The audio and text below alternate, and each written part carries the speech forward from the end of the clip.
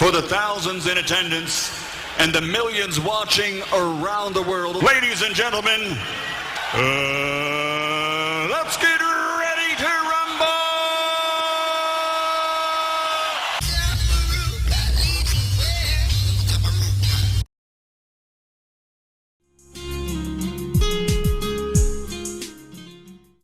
In this country right now, we have this phenomena of the positive thinking, that our whole existence is created by the way that we think.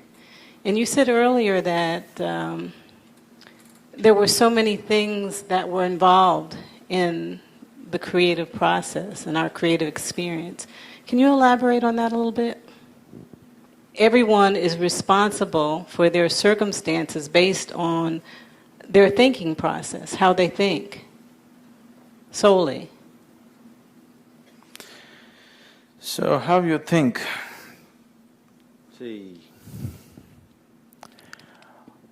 in these cultures, definitely you have given too much significance to your thought process, too much. It's the Western philosophers who went to this extreme. One of the, I think the Renaissance philosophers said, "I think, so I exist." So that is the level of significance you've given for thought. But you tell me, from your own simple sense, you tell me, which is true? Is it because you exist you think, or is it because you think you exist?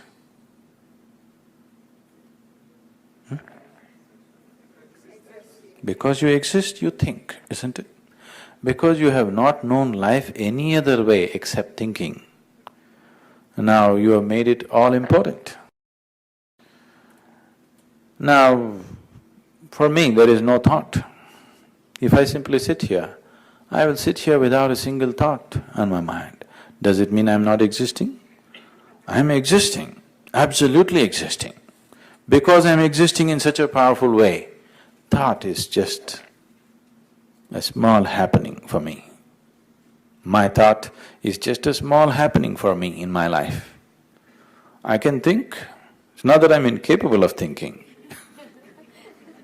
I can think, but still it is a very small happening because my existence is far, far bigger than my thought.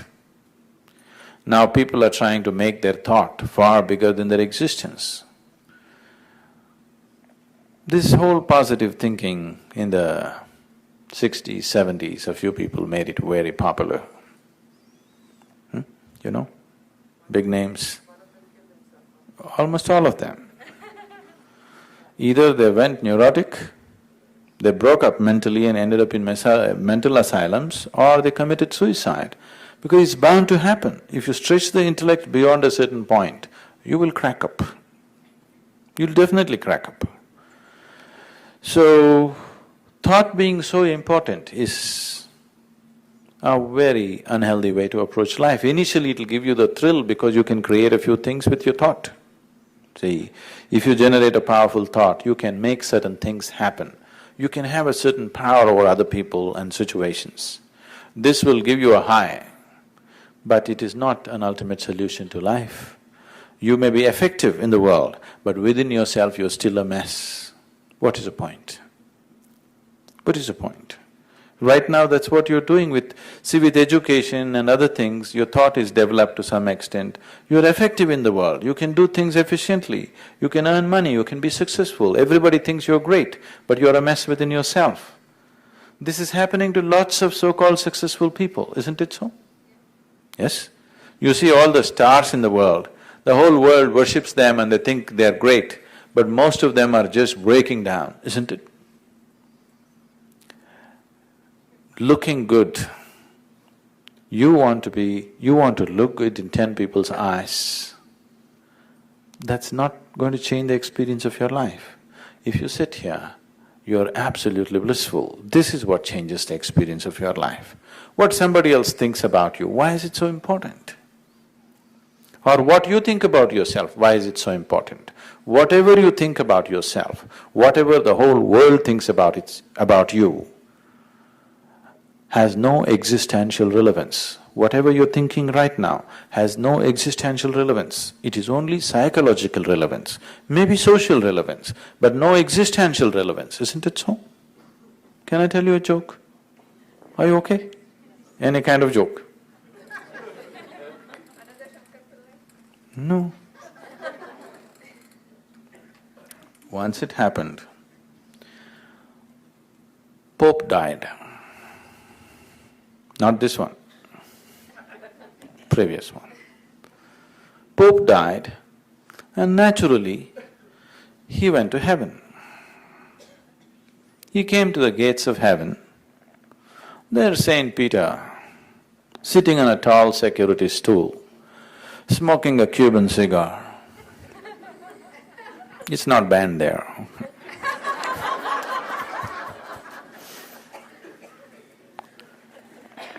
Looked at this man who came with a strange cap and all that. He looked at him and said, "Who are you?" He blew a plume of smoke into Pope's face and asked, "Who are you?" Pope was aghast. "How dare you talk to me like this? You don't know who I am? I am the Pope." "Okay, man, every day all kinds of people come with tall stories. You have a tall cap too, it's all right. Tell me, who are you?" He said, "I am the Pope. How dare you talk to me like this? I am God's representative on the planet." Peter looked at him and said, "Okay, move on. Not this way, not into the gate." He said, "Move on." He said, "How dare you say this to me? I am God's representative, you ask him if you want." Peter said, "All right." He raised his voice. It's very busy. He raised his voice and said, "Hey boss, there is somebody here who claims to be your representative on the planet, his name is Pope, do you know him?" A grave voice from inside said, "I do not know anyone like that." "Boss doesn't know you, move on." Pope was, "What is this?" He was distraught. "How can this be? How can the old man say he doesn't know me? Oh, it must be Alzheimer's." "Okay, you do one thing, you ask Jesus, he knows. He knows, I am his representative on the planet." Peter said, "Okay," and he raised his voice and said, "Hey Sonny, there's somebody here who claims to be your representative on the planet, his name is Pope, do you know him?" A gentle voice from inside said, "I do not know anyone like that." "Sonny doesn't know you, enough man, move on. I heard enough from you." By now Pope was totally, how can this be? They're not letting him enter the heaven after being a Pope. He said, "Well, you ask the Holy Ghost, he knows me, I am his representative on the planet." Peter once again raised his voice and said, "Hey Spooky, there is somebody here who claims to be your representative on the planet, his name is Pope, do you know him?" A mischievous voice from inside said, "Ah, Pope, is he here? He's the one who spread all those malicious stories about me and Mary, don't you let him in."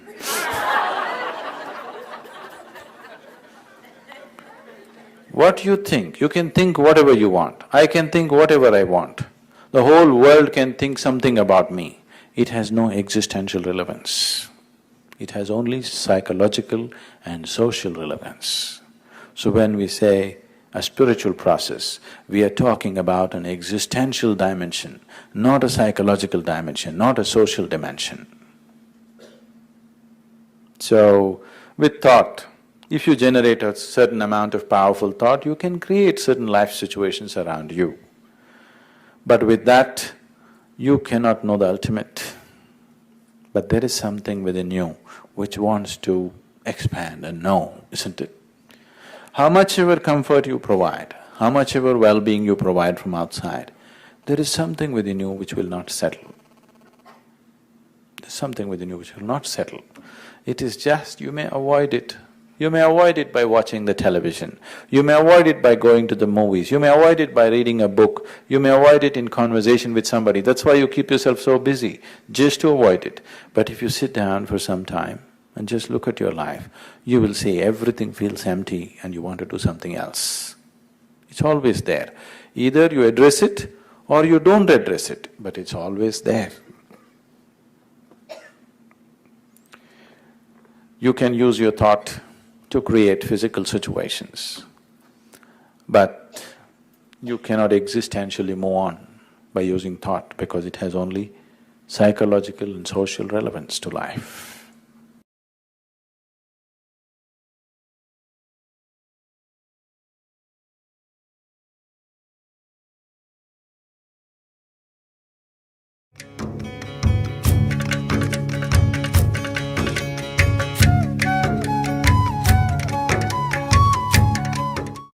Yeah, good night.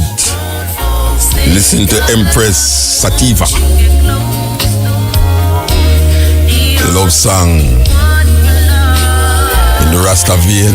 This is the Cutting Edge, and I refer there with you next Wednesday. Things getting away again. It always get away, but it escalate now. The Cutting Edge and IRFM. You know, we got a letter from the Leonard P. Oil Foundation. Very riveting letter that it was sent to me. I guess they sent it to me to read it. So I'm going to read this letter from the Leonard P. Oil Foundation. This is Leonard Oil family, to be exact. So here goes. The Leonard Percival Oil Foundation's position on Pinnacle and the Rastafari Millennium Council. For the record, let it be known that those Rastafari individuals that have registered themselves as directors of the Ethio-African Diaspora Union Millennium Council, EADUMC, more popularly known as the Rastafari Millennium Council, do not speak for or represent the Leonard Oil family or the LPH Foundation. The present chairman of the LPH, which is the Leonard Oil. All right, come again. All right. For the record, let it be known that those Rastafari individuals that have registered themselves as the directors of the Ethio-African Diaspora Union Millennium Council, more popularly known as the Rastafari Millennium Council, do not speak for or represent the Leonard Oil family or the foundation. The present chairman of the LPH Foundation and the first son of Leonard P. Oil want all members of the Rastafari movement, the Jamaican government, and the wider public to be aware of this fact. Thus, in regards to matters concerning Pinnacle, the Rastafari Millennium Council have in reality been acting without the consent and or endorsement of the Leonard P. Oil Foundation for some time now. To add insult to injury, their actions thus far with regards to Pinnacle have been contrary to the wishes of the foundation. They have thus far filed objections against the intention to declare lots at Pinnacle as national monuments twice. These actions are preventing the wider Rastafari community and the Jamaican public as a whole from benefiting from the positive steps taken by the Jamaican National Heritage Trust to bring us closer to the realization of Pinnacle as a national heritage site. They have shown themselves to be extremely self-serving and short-sighted so far as the matter of Pinnacle is concerned. For the record, they filed an objection back in 2009 and then recently in February of this year, 2017, when the Jamaican National Heritage Trust gazetted its intention to declare lots 198, 200, lot 201, 202, 206, and 294 as national monuments in the January 26, 2017, Thursday edition of the Daily Gleaner. On both occasions, the objections that were filed by the Rastafari Millennium Council has been done so without the consent and endorsement of the Leonard P. Howell Foundation. These type of actions speak to the gross disrespect that has been leveled at the foundation by the Rastafari Millennium Council, and this will not be tolerated anymore by the foundation. Moreover, I don't believe any of the registered directors of the Rastafari Millennium Council ever lived at Pinnacle at any point in time or ever interacted with my father directly or even demonstrated any knowledge of the nuanced and complex Rastafari practice of my father or his followers during the time when Pinnacle became the first ever Rastafari communal community. Yet, they have acted as if they purported to know and understand everything there is in relation to my father and Pinnacle. In reality, they do not have any authority whatsoever to speak on matters concerning either the LPH or Pinnacle as a national heritage site. Additionally, they do not have any permission or authority to conduct the annual birthday celebration for my father on June 16th of every year. Only those Rastafari groups who are willing to work in truly collaborative spirit with the foundation and the Howellites are recognized as part of the planning committee for the annual birthday celebration. Sincerely yours, Monty Howell, Chairman of the Leonard P. Howell Foundation. As I said, this was a letter sent to me, and obviously it was sent to me to be read on the program. So I read it on the program. So this is the start of something, I think. The Millennium Council, I don't know if they got this letter or if they want to answer the letter with a letter.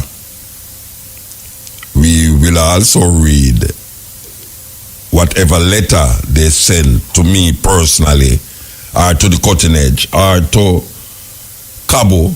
We will read their response to the letter that we just read. So that is that. And this is the Cutting Edge on RFM. Okay. We want to play this. We want to play this because I see some stiffness.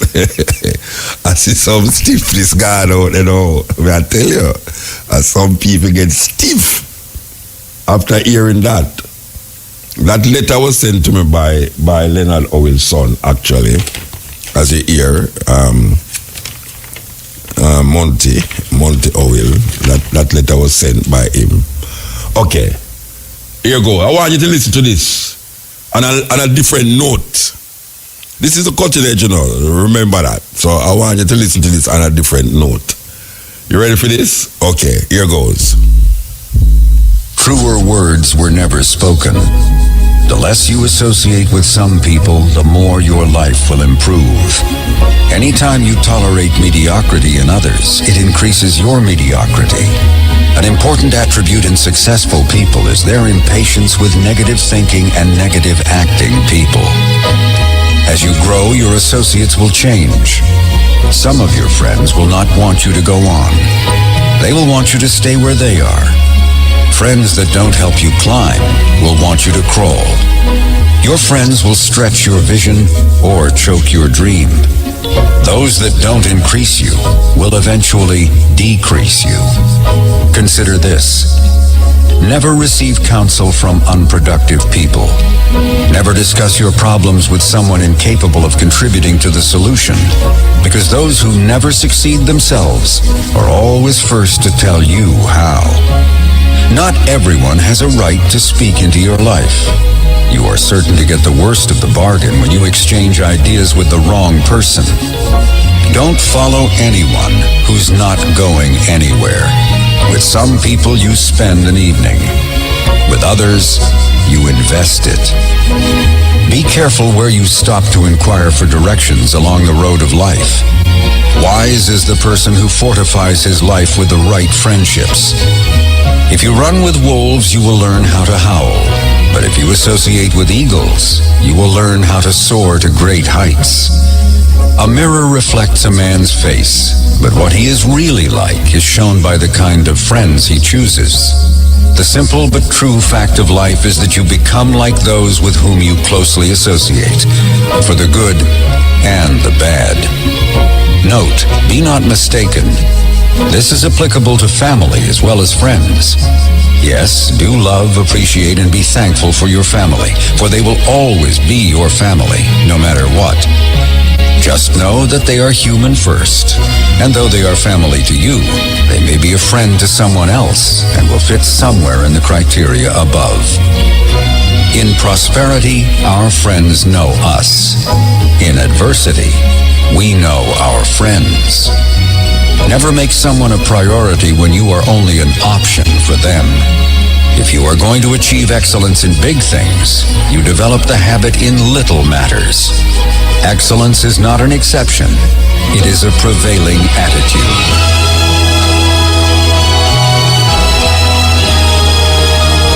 Yes. Tracy, listen. Words to really soak in. I ask if you listen.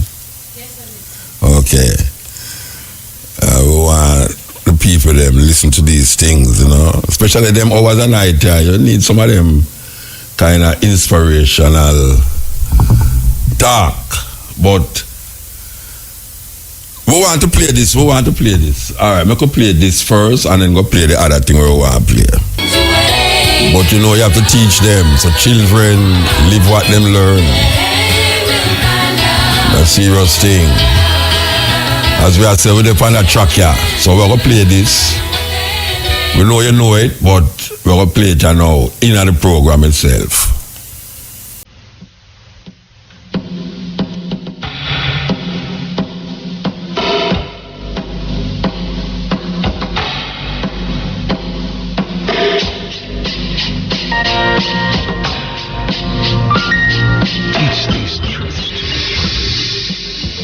Children that they need nothing exterior to themselves to be happy.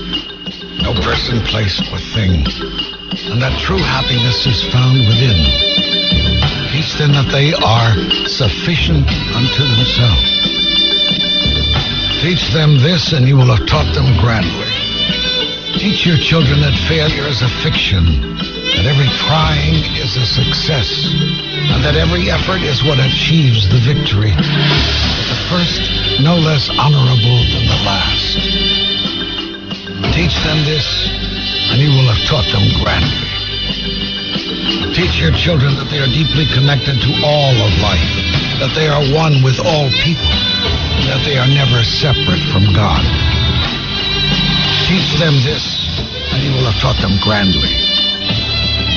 Teach your children that they live in a world of magnificent abundance, that there is enough for everyone, and that it is in sharing the most, not in gathering the most, that the most is received. Teach them this, and you will have taught them grandly. Teach your children that there is nothing that they are required to be or to do to be eligible for a life of dignity and fulfillment, that they need not compete with anyone for anything, and that God's blessings are meant for everyone. Teach them this, and you will have taught them grandly. Teach your children that they will never be judged, that they need not worry about always getting it right, and that they do not have to change anything or get better to be seen as perfect and beautiful in the eyes of God. Teach them this, and you will have taught them grandly. Teach your children that consequences and punishment are not the same thing, that death does not exist, and that God would never condemn anyone. Teach them this, and you will have taught them grandly. Teach your children that there are no conditions to love, that they need not worry about ever losing your love or God's, and that their own love, unconditionally shared, is the greatest gift they can give to the world. Teach them this, and you will have taught them grandly. Teach your children that being special does not mean being better, that claiming superiority over someone is not seeing them for who they really are, and that there is great healing in acknowledging, mine is not a better way. Mine is merely another way.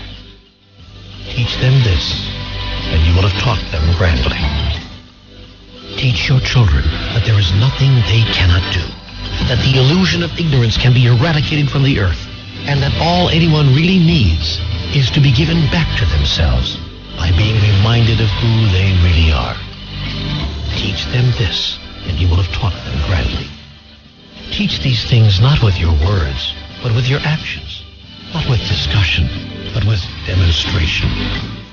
For it is not what you do that your children will emulate, but how you are that they will become.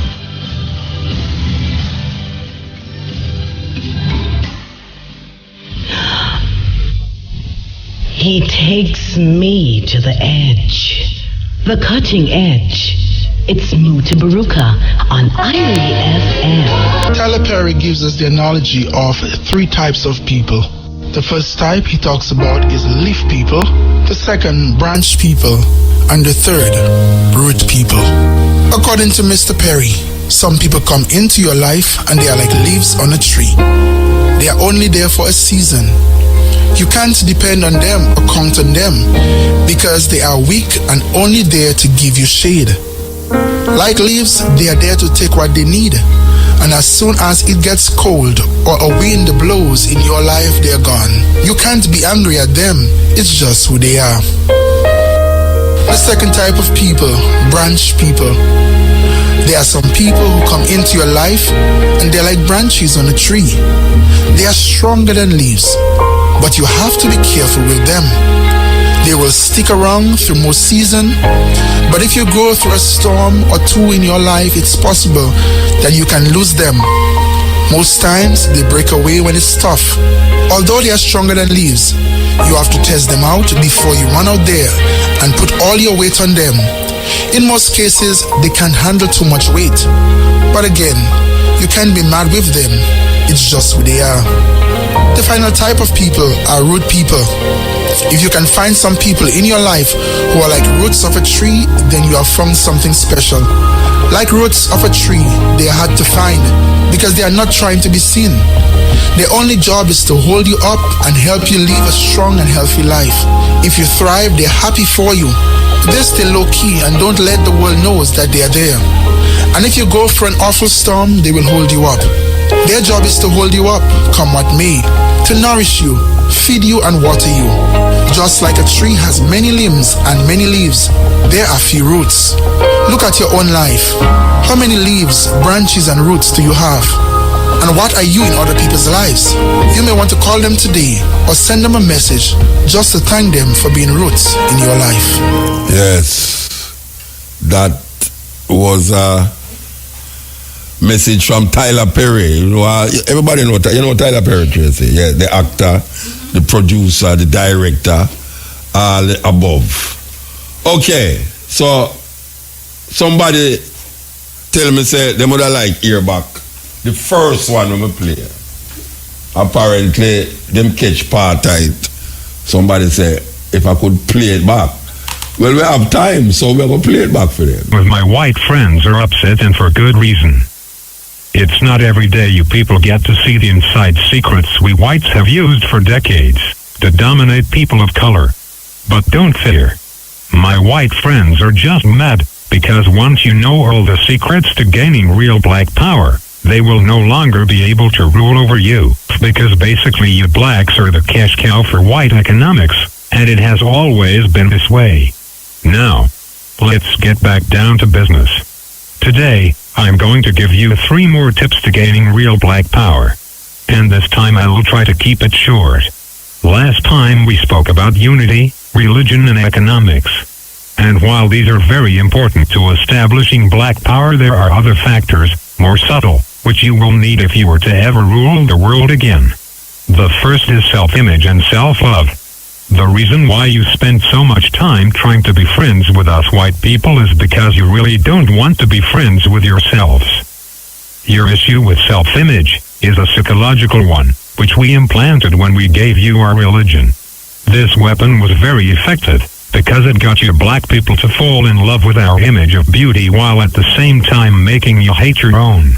You see, every time a little black girl watches television, she is systematically being programmed to hate herself.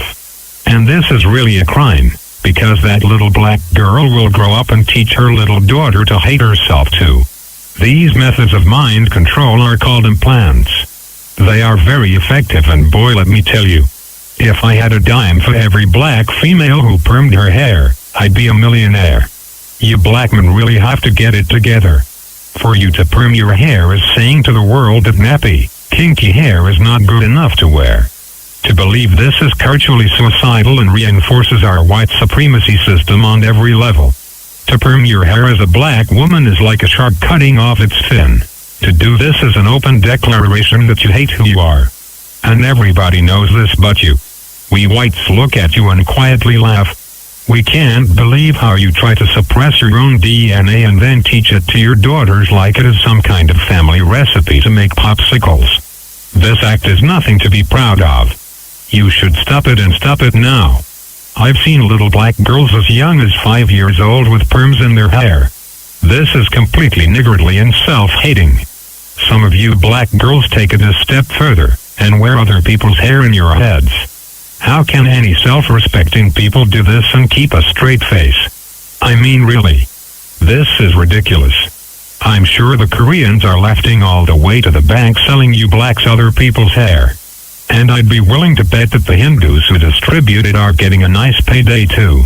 You see, under our white supremacy culture, we take your sicknesses and turn them into profit for us. We know you cannot stand your black skin either and will buy all kinds of creams and lighteners to look more like us.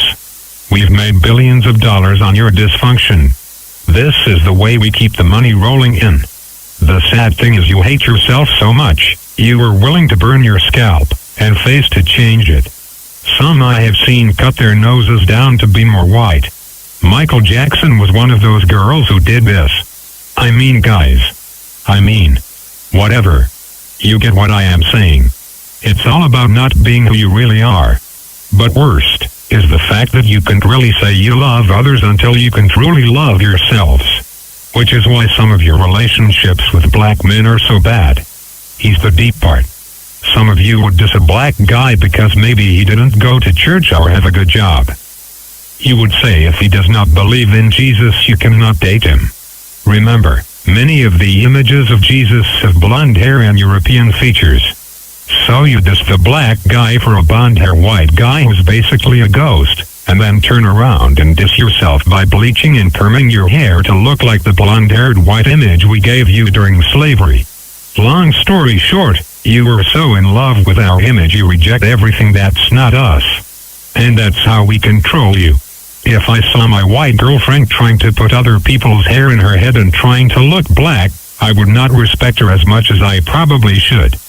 Further, I would get her a psychological evaluation because, like a fish shaving off its scales and wearing cat fur to be more like its enemy, a black woman perming her own hair to wear other people's long stringy hair is borderline psychotic. And means the mental evaluation needs to be put in place. You black women are the mothers of all civilization, for Christ's sakes. Going around trying to reject your own birthright. If you ever want to get back on top, you are going to have to stop perming and bleaching yourselves. Teach your daughters and sons to love who they are. And stop watching Sex in the City.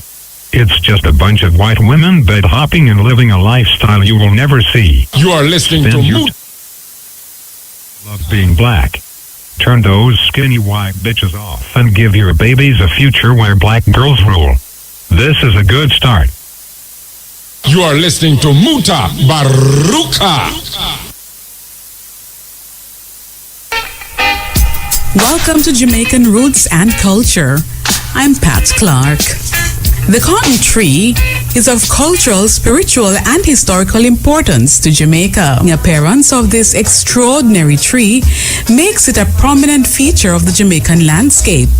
A cotton tree can live for hundreds of years, and indeed, there are cotton trees which have existed in Jamaica since the days of slavery.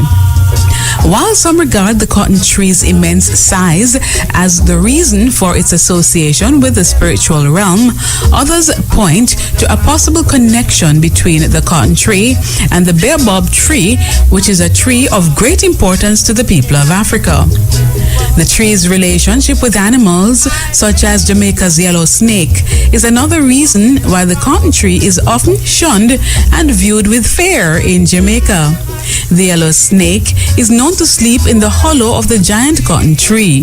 Some say the cotton tree is linked to the spiritual realm because of its association with graveyards. In fact, in the days of slavery, the belief was also strong among the enslaved Africans that cotton trees could move about and assemble with each other in the dead of the night. Another reason for the association between the cotton tree and the spirit world is the notion that it embodies not its own soul, but the souls of the indwelling spiritual beings, such as the souls of gods or some other ancestral beings. All things considered, however, the most important way in which the cotton tree is associated with the spirit world is the belief that the spirits of the dead, roots and branches of the tree, and the spiritual realm have long been recognized, although there has been little effort to explain why. In Jamaican folklore, the cotton tree is chief among some 50 plants that are for various reasons linked with spirituality.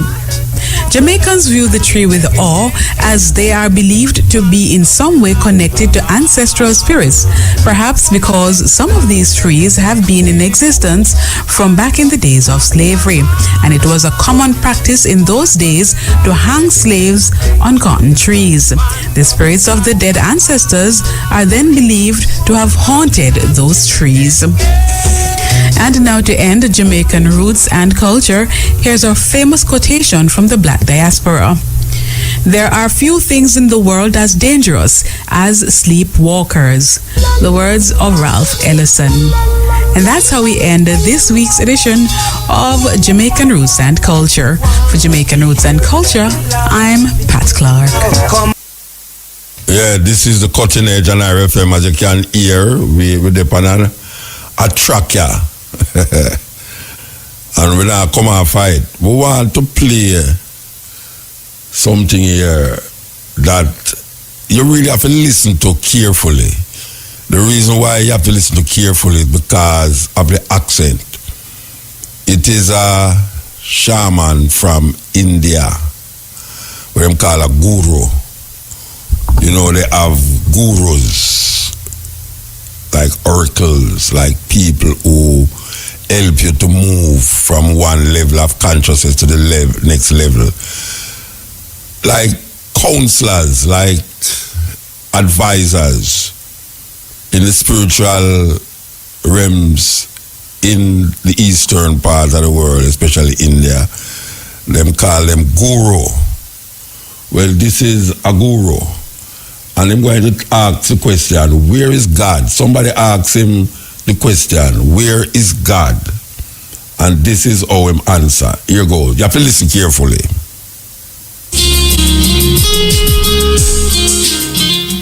How have we been assigned to this particular part of the planet in terms of people in terms of parents, in terms of people. This is in terms of existence in this planet. And the other question is, which again triggers my belief in God, is who's the person who controls our life before we are born and after our death? So you believe lots of things. So you believe before you were born you were somewhere, after you're dead you're going to be somewhere else. Everything you believe. Too many assumptions. When you have so many assumptions, no way to approach truth, isn't it so? If you want to approach truth, the first thing is, you don't assume anything. Is it so? If you're interested in truth, if you're searching for truth, that means you have not assumed anything. Is it so? If you already made your assumption, you're just trying to find a confirmation for your assumption, that is not seeking truth. A true seeker of truth has no assumptions, he's just looking. Shall we just look or shall we try to confirm your assumptions?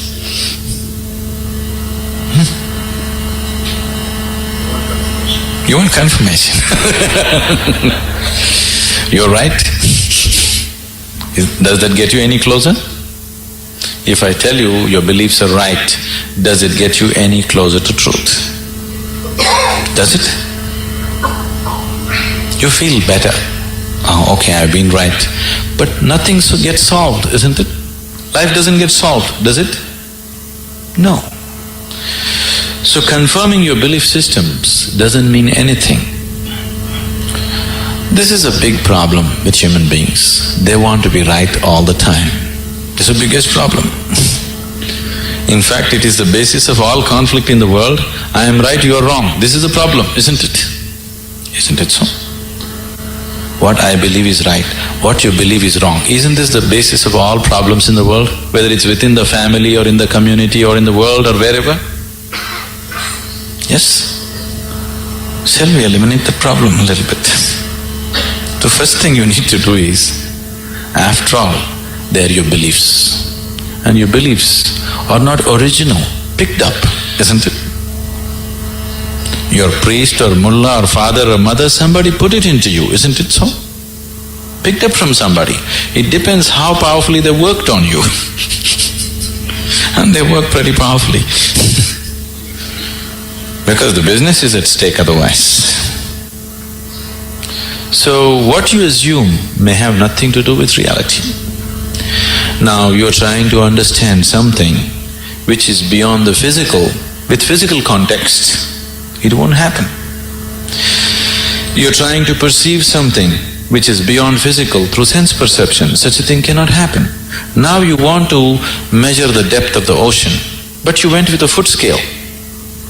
You will obviously come with wrong conclusions, isn't it so? If you want to measure the depth of the ocean, your first business is to get the right kind of instrument. Yes? Yes or no? That's your first business. That's all I'm saying. You want to know something beyond the physical. First thing that you need to do is to have a perception which is beyond five senses, which can perceive that which is not physical. Only then you perceive. Otherwise you can only believe or disbelieve, isn't it? If I tell you God is actually in my pocket, this many people can believe me? This is a ridiculous thing, oh, we don't believe that, but I can tell you a more elaborate story if you want, which we can work on and make you believe in, isn't it? Right now, God is in my pocket. This many people believe me, this many people disbelieve me. Have these people gotten any closer to God than they were before? Have they? Or have these people gone any further away? No, nothing changes, isn't it? So why are we wasting our time trying to confirm our assumptions? You must enhance your perception, because only by perceiving you will know. There is no other way to know. Is it so? You will know anything only when you perceive it. Till then you do not know it. Is that a reality? Is that a reality? People who are not on talking terms with me, is that a reality? If you perceive, you know. If you do not perceive, you do not know.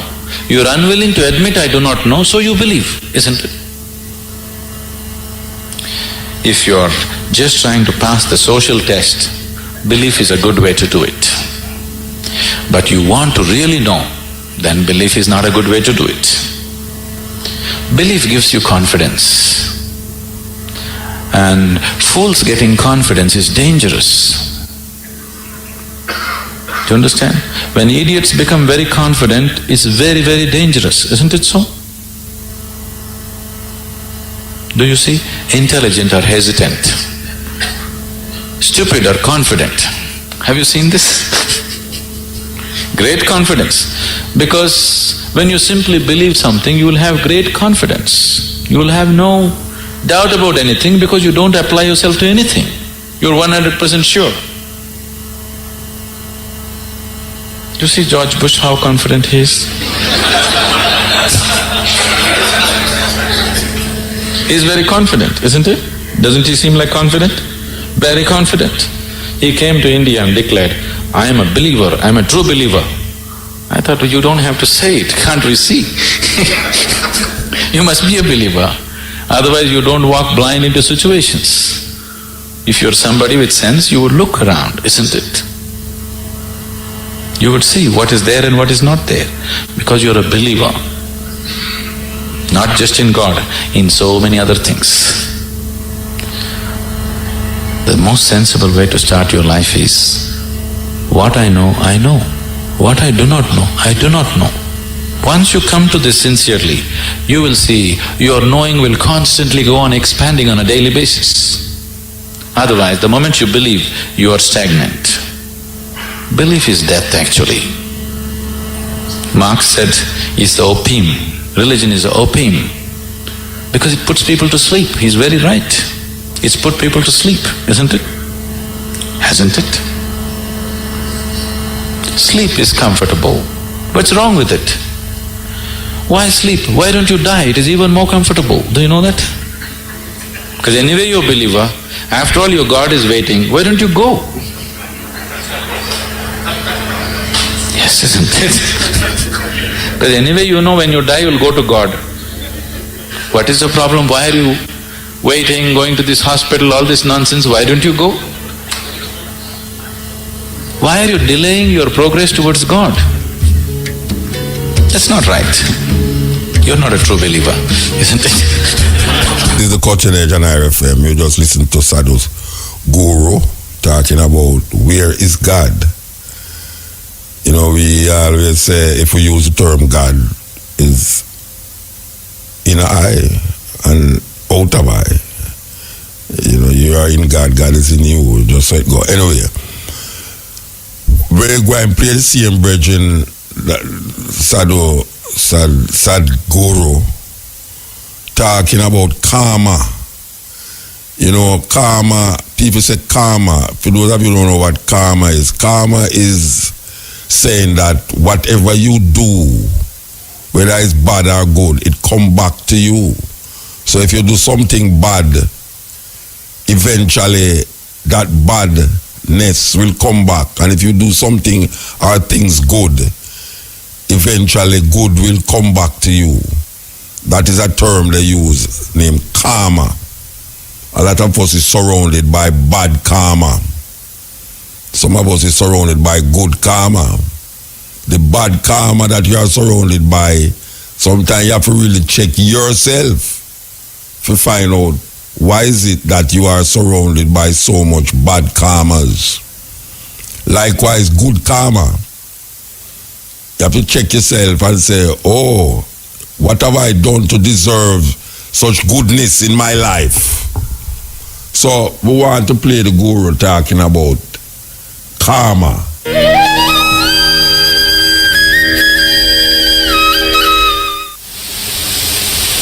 Now, the essence of all this is, first thing is to understand the nature of how existence is happening.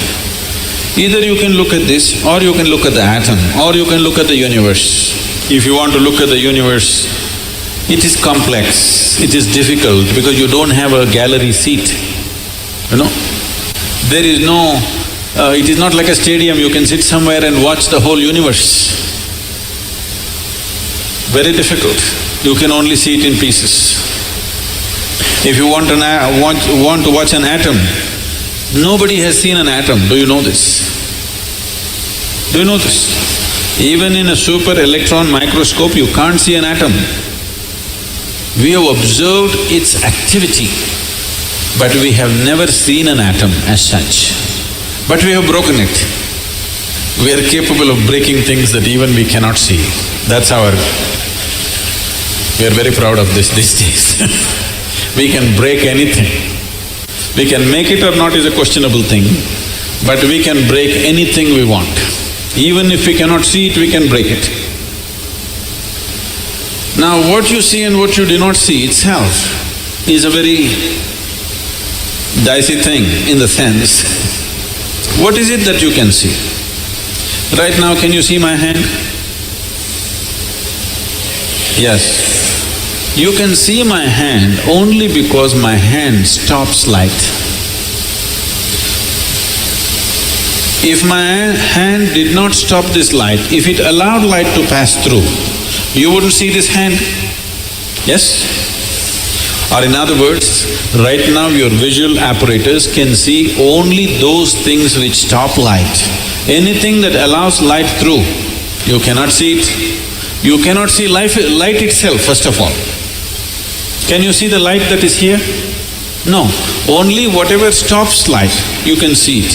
What does not stop light, you cannot see it. Very bad, isn't it? You must be able to see all those things which allow light to pass through, because they are important things. But right now your visual apparatus are trained to see or capable of seeing only that which stops light.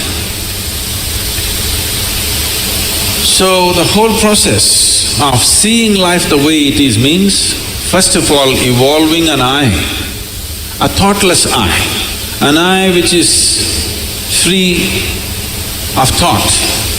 When I say free of thought, it is free from the taint of memory. Right now, these two eyes are heavily loaded with memory. So you can see this. If you see a group of people like this, if you just casually look like this, among these hundreds of people, if there is one face that you're familiar with, you will see suddenly that face sticks out. Have you noticed this? Have you noticed this? You're going in a street, there are 100 people standing there. Your friend is among that. If you look here, just this friend's face is more clear than the rest of the faces, because this eye works with memory. The more memory you have, the better it sees. No memory, it cannot see. Memory means an accumulated past. Memory means information. Memory means that which does not exist but acts out as if it does. Memories are more real than reality, isn't it so? Yes or no? So I want you to understand, everything in your life is run by memory. Not just your computer stick. Everything in your life. When I say memory, not just what you carry here, your very body is a body of memory. Why, if you eat a banana, it becomes a masculine body, and if she eats a banana, it becomes a feminine body, is simply because of the memory that it contains, isn't it? The information that is stored in this body and that body is different. Same banana, it becomes a man, same banana, it becomes a woman. Yes or no? Huh? Are you eating different types of bananas? Same thing, same food if you eat, it is becoming one way. In one person it is becoming dark skin, in another person it's becoming fair skin. How? The memory that you carry. Do you remember your great-great-great-great-great-grandfather? You don't. But his nose is sitting on your face. Your body remembers, isn't it? You may not have no idea who it was, but your body remembers even today. 1,000,000 years ago, how your forefathers were, still it remembers, isn't it? So what you call as my body is just a body of memory. And eyes are loaded with memory. An eye which is loaded with memory, an eye which is corrupted with memory, cannot see anything the way it is. It will only see things as it is convenient because the software is working from inside. It will not allow you to see anything the way it is. This is what traditionally we are referring to as karma. It is there in your body, it is there in your energies, it is there in the way your chemical reactions happen, it is there in your brain, it is there in your mind, it is there in everything. In the very physical energy that you carry, there is memory because you will see each person's energies behave differently from the other simply because of the type of memory it carries. If you want to get rid of this, it's a long process, and if you get rid of this, dismantling of the personality and the body will happen. So another way is to create a distance from it. Just hold it little away. When you want to play with it, you play with it. When you want to switch it off, you must be able to switch it off.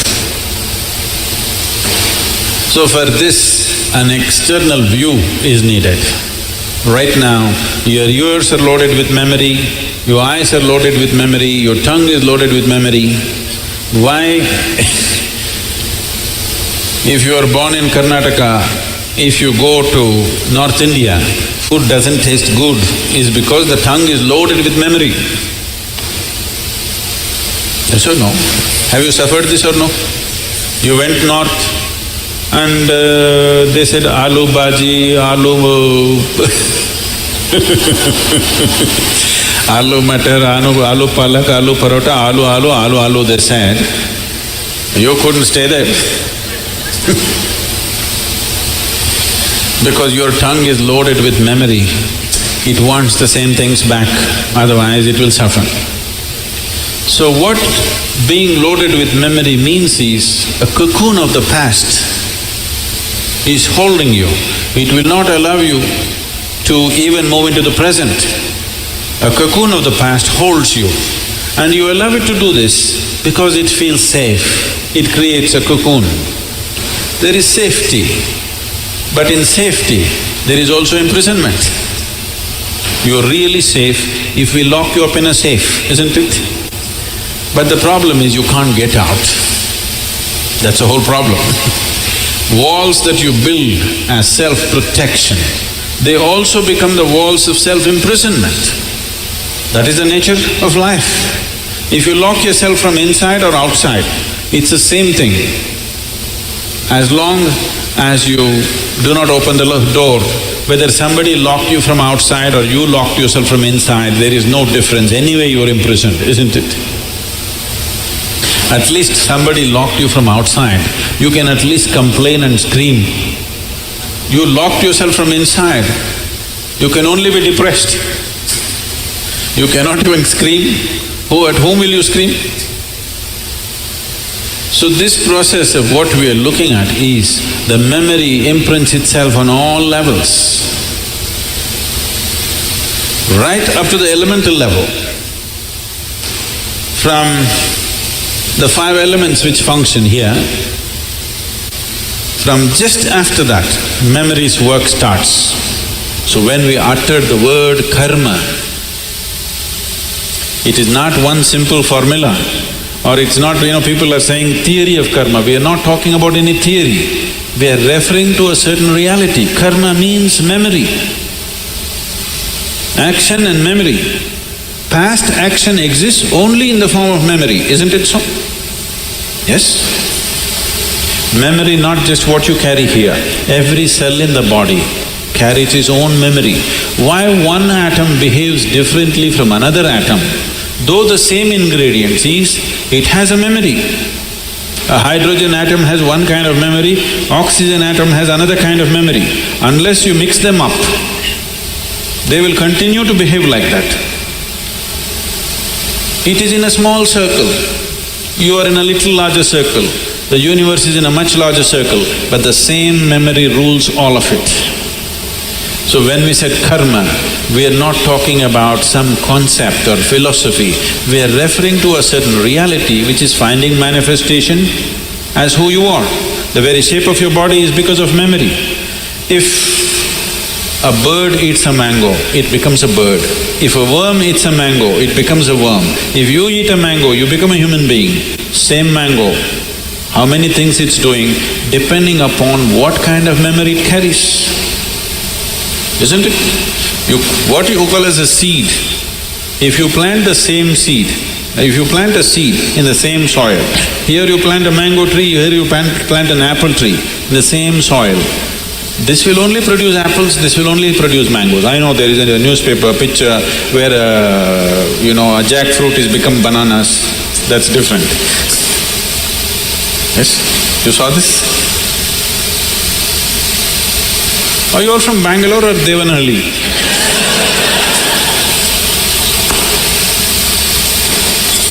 No, you didn't see this.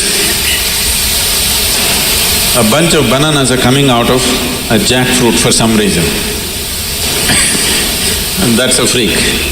And that's happened because of some mix-up. We don't know who did the mix-up. But essentially, if you… in the same soil, if you plant an apple seed and a mango seed, this will only produce apples, this will only produce mangoes, because seed is a certain amount of memory, isn't it? Whether it is a seed of a plant or your father's seed which entered your mother's womb, it is just memory and memory and memory, isn't it so? This is karma, and this goes right back, right up to the elemental level. Everything is memory. Only the pure element is free from memory. So the idea, when we're starting off Bhutesha, because that's the most important thing, that he mastered the element, that's why we bow down to him, because he mastered the elements, he has an eye which has no memory, a taintless eye which sees everything just the way it is. So yoga essentially means developing an eye which is not contaminated by memory, which simply sees. It does not see things the way your memory perverts it. It simply sees everything the way it is. This eye will see those things which do not stop light. Right now, these two eyes can only see what stops light. If you start seeing something that does not stop light, that means another dimension of the eye is beginning to function. Yes. Concepts and ideas. One speak of memory, and how memory is the source of all feelings. If you do something and it creates a certain feeling inside of you, bad or good, it's because of that memory. You know them say memories don't leave like people. You have to agree with him. You have to agree with him. When you feel or taste something, it's because of the memory. If you never experienced that taste before, it will be different. But because you have experienced other tastes, when you taste something else out of bounds to what you know, it becomes insipid. You know, my daughter, the elder daughter, my older daughter, she love porridge and she love dasheen.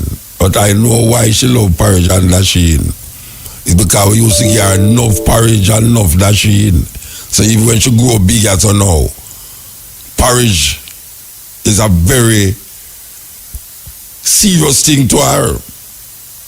And that is memory. And most of us have that kind of attitude towards food sometimes, towards dressing, how we look and all them way there.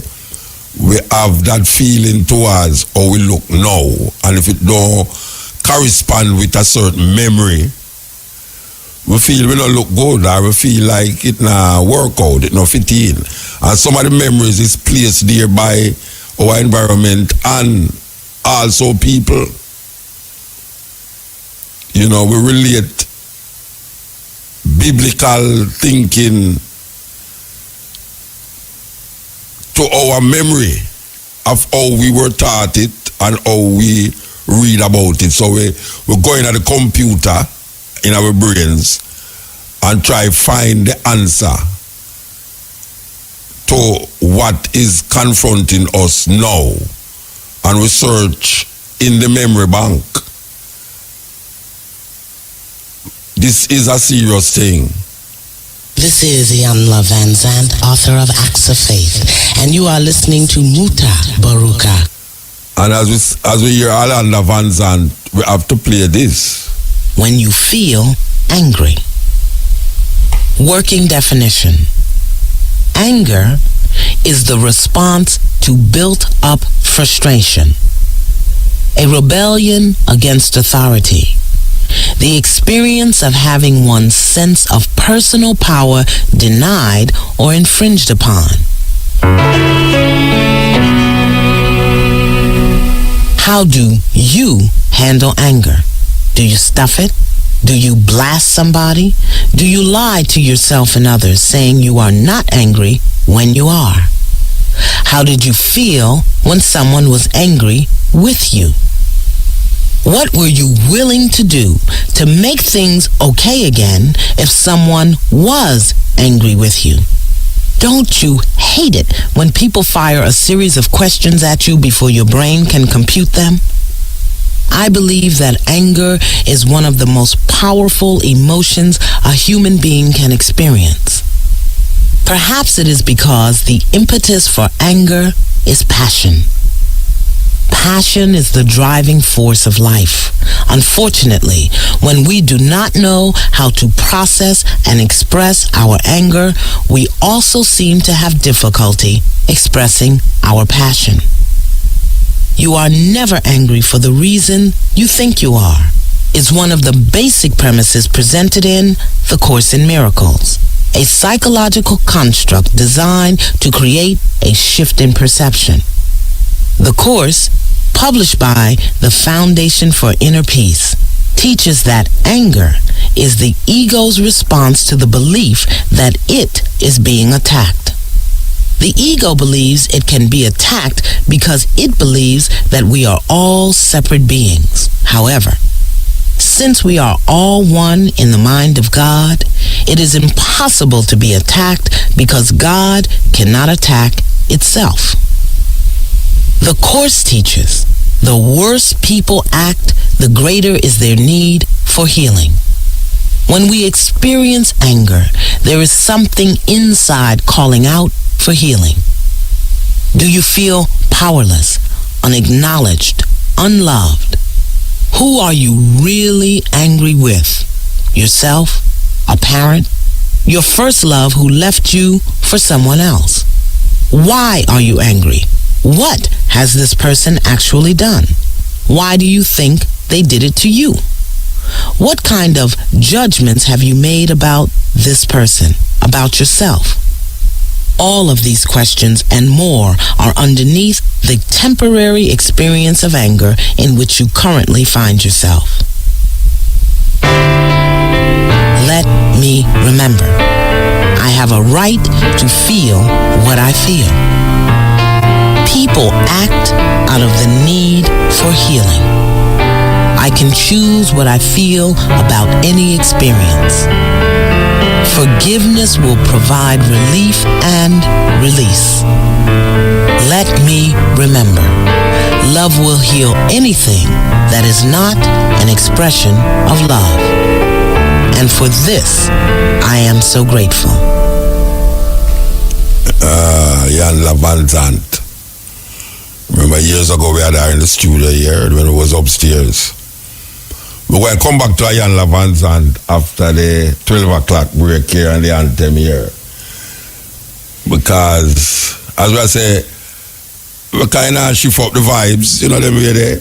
Yeah, we shift up the vibes, getting another level.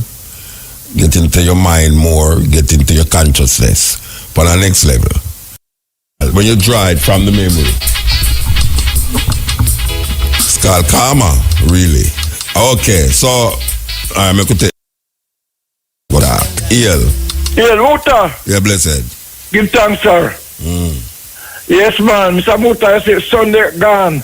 Now I listen to Obi. I'm the Obi Java record.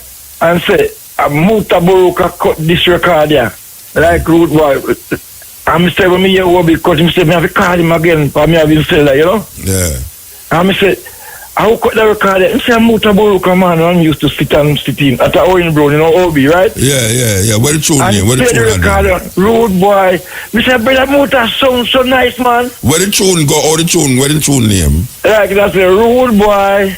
That kind of record there. Rude Boy? Yes, man. Rude Boy? Yeah, man, the record, I have to shout him back now for me. Yeah, we have to shout him back and come back. I don't know no poem when I do name Rude Boy. Yeah, man, you say it, man. Then you have to just listen to my friend them. You have to shout him back now and he will tell me for him play. Yeah, we call no? Yes. I'm a brother, you know. All right, I'm your brother. All right, go on. Because at 1 o'clock, you know. At 1 o'clock, you know. Yeah, but in my work, you know, in my work still, you know. Oh, I'm on the radio. All right, sir. Yeah, so I can't call him and I'll call you forward back. All right, blessed. I'm blessed up my brother, them stand them tune into for them listen to. All right, sir. Give thanks. From comfort and all of them are listening to you, comfort master, the pick man and all of them. I'll tell them get back Obi and I'll shout you back. Yeah, all right. Okay. Man, I'll call Obi at 1 o'clock for find out where the tune name. All right, I don't know nothing. All right, so we want to play back, but we don't want to start play it and then somebody call and we have to make them wait. Because it's not a nice thing to be waiting when your phone bill is dwindling. You understand? That's a serious thing when your phone bill is dwindling. Yes, the first and the last, a beginning and the end.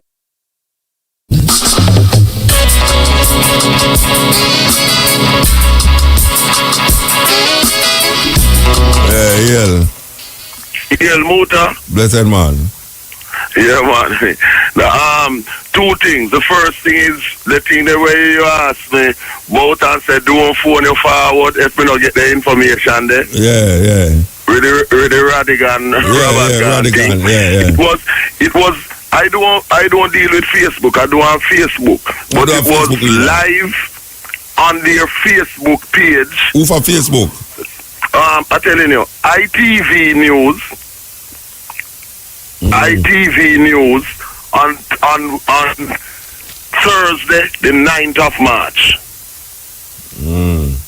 So I'm going to repeat that. So ITV News at the television station, Thursday, the 9th of March, 2017, on their Facebook page. Okay. And what I'm going to do, in addition, I'm going to do further work, finally, to try and get the link, the actual link, and send it to you. And send it to you. Okay. But that is the information, you know. All right, give thanks. Yeah, it was live on the Facebook page on Thursday, the 9th of March, ITV News. Okay. All right. Then the next thing now is that, you know, Kagame in Uganda, who took over from Amin, who overthrew Amin with the help of President Nairi and others and so on. You know, for quite a long time, he has been the so-called one of the favorites of the European them, you know what I mean, and thing. But I noticed that ever since he guys the practice of homosexuality and lesbianism in Uganda, they really don't like him again. And just a couple of days ago, I was reading where a big story in one of the big propaganda papers here, where they were condemning him because a woman, a mother of three, single mother of three, is in jail in Uganda because they said that she insulted him. She insulted him because she was complaining that he's corrupt, bribe a lot of people, do a lot of wickedness and thing, and can't find money to provide sanitary pads for the schoolgirls in Uganda. And describe him as bottom thing and kind of derogatory thing. And she was arrested and in jail because of that. And they were attacking his wife, whose name is Janet Museveni. So when I read, I said, how they focusing on this African single mother of three, so, and raising her up then as a alternative to Museveni and thing. I said there must be something to it. Yeah. Lo and behold, you see later down as you read down into the story, she is a champion of the lesbian and homosexual thing. In Uganda. And yes. Okay. So that is the real thing, but they don't put that at the start. And it sound like, oh, what a way him lock her up because she insult him because she said why he and his wife sanitary pads, thing and thing. But then the real thing come, typical European racist, because he and his wife have publicly said homosexuality and lesbianism, the practice of it is wrong and anti-African, and that they're not having anything to do with it and it will not be legalized. It's the same way in which, as Obama and tried to come to African countries, and in Jamaica too, trying to get us to legalize the practice of homosexuality and lesbianism. It just goes to show how these European racist homosexual, lesbian, imperialists never ever stop in trying to push their ways on our people, irrespective. Yeah. That is how the cookie crumbles. It's not, I mean, outside of him I say him not accept homosexuality. It's not a no, him not good. African. Him not good. Yeah, it's not a powerhouse African where we could have say yeah. He's definitely. And now I will start defending because he might leak out against homosexuality. No. And I agree with you. But the reason why I brought it up is just to show you how these people are, as you know how they are too, and other listeners, Yeah, man. Yeah, right. And a final thing too. We noticed that Paul Kagame in Rwanda, right? Again, they are positioning him now as to be the person that is the right person for Africa, and we are. Garvey teach us that anytime you see Europeans praising an African, you have to watch it's it. an African who working for them. You have to watch it. Definitely. Yeah, man. So I read an recent interview with Paul Kagame, and you know what he said? No wonder. Tony Blair is his friend. This is Tony Blair who doing best to try to overthrow President Mugabe. Anti-African, refuse to apologize for the Holocaust against our people, etc.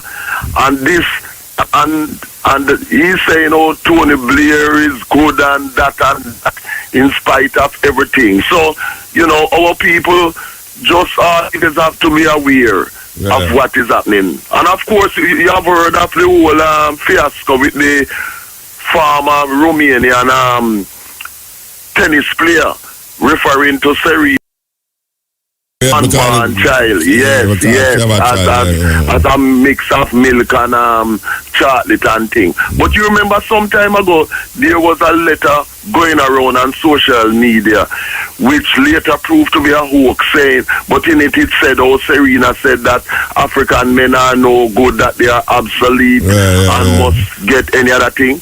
But you see, it was a hoax, because I checked it out and so on.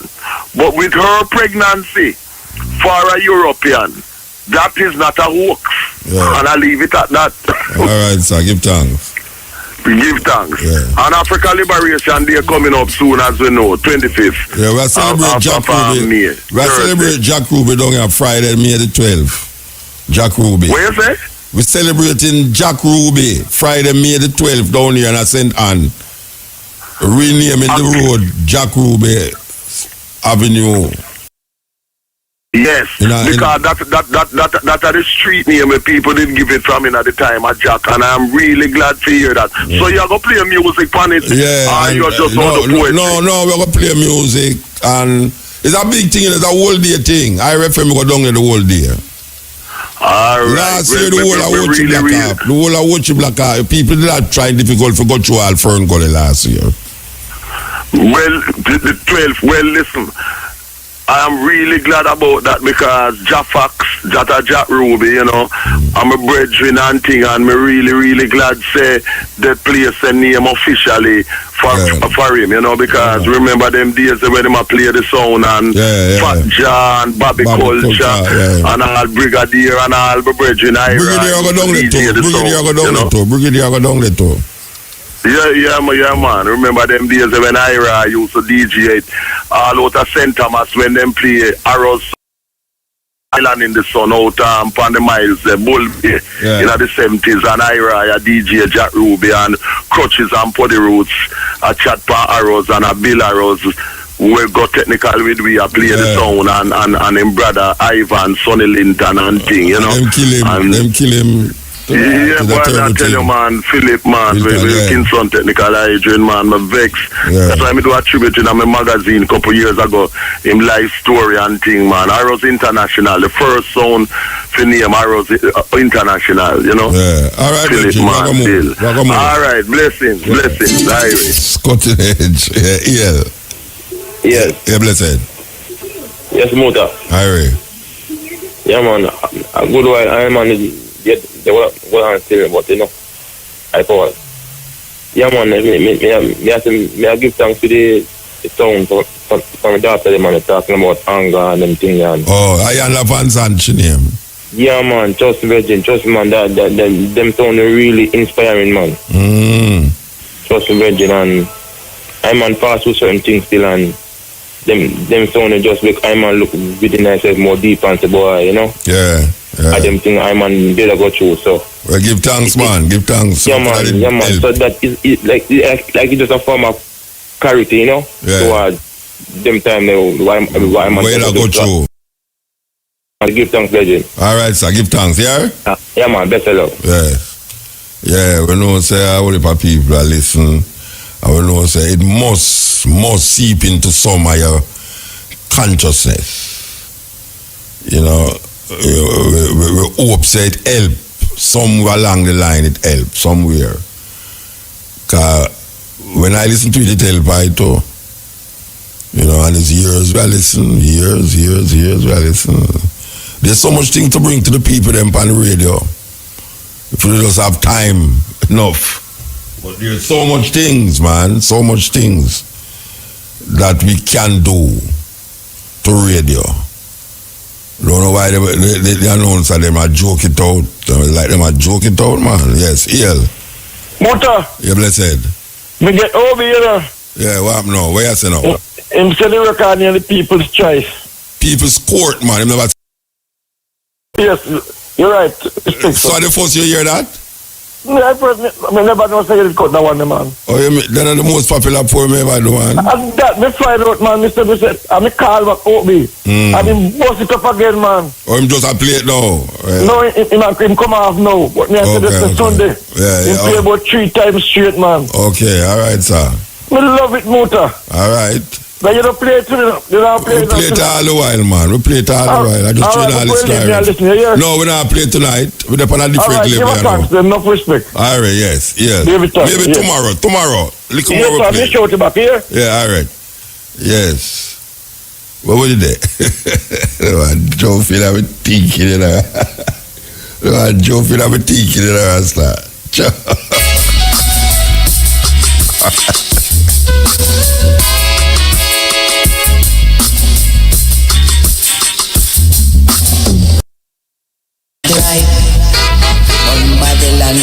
night.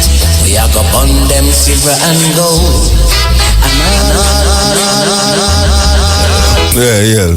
Yeah, Muta. Blessed man. No respect, brother. I tell you, say, even though I'm not up on the radio right now, I tell you, say, you know, say, Muta, they get a dream, you know, Rasta. I am on a talk. My name is Alfonso Joseph, still saying. Yeah. So when I say no Muta, it's just that there's a program that inspired me so much, brethren. May I tell you, say, God, no.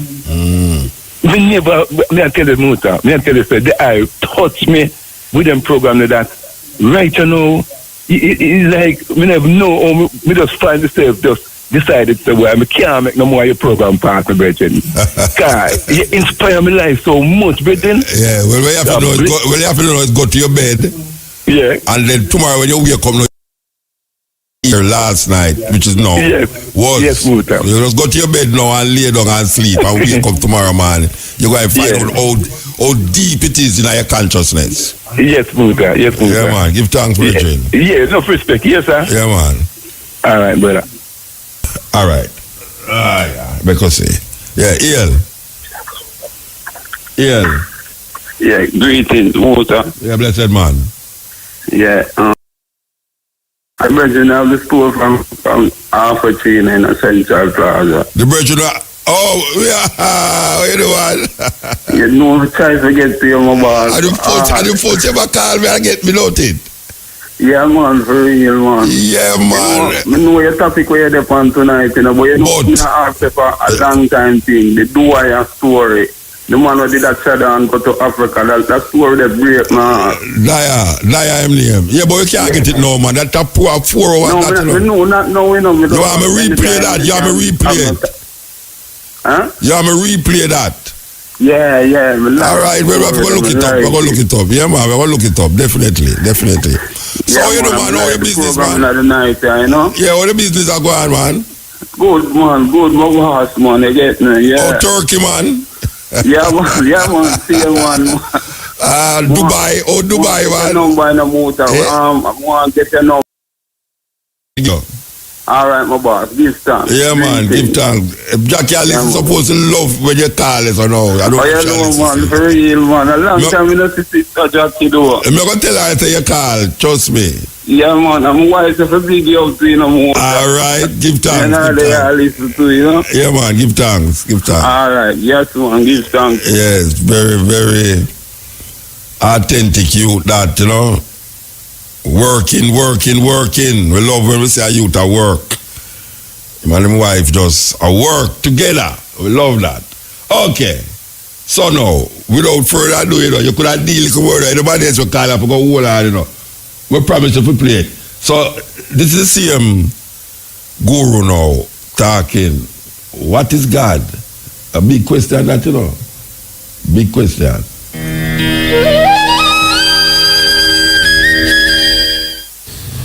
The soul is the body is filthy. How is it possible? Yes? That's what we've been doing, isn't it so? Saying God is sacred, creation is filthy. How is it possible? The very thought of God occurred to you only because you saw creation, isn't it?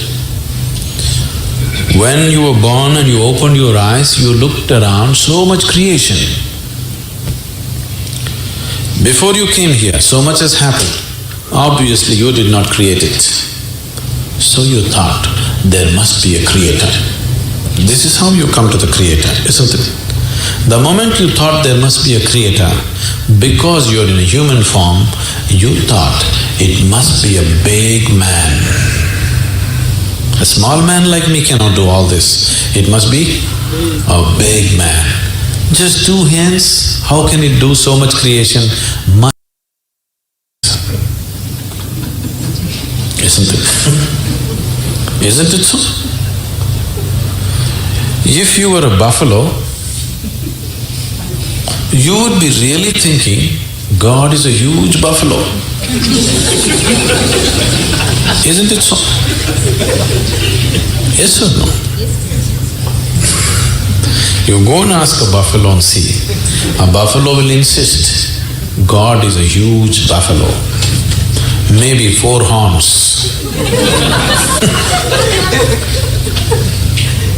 You know Idi Amin? You heard of Idi Amin? The Uganda man? Idi Amin declared, God is black. I agree with him. If a white man can have a white God, why can't a black man have a black God? But both are confused. We know God is brown.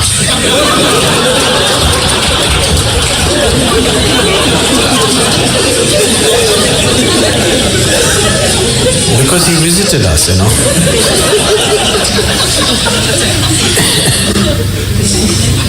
Some time ago, I was talking to a group of people in Nashville, in Tennessee, and I was telling them a joke.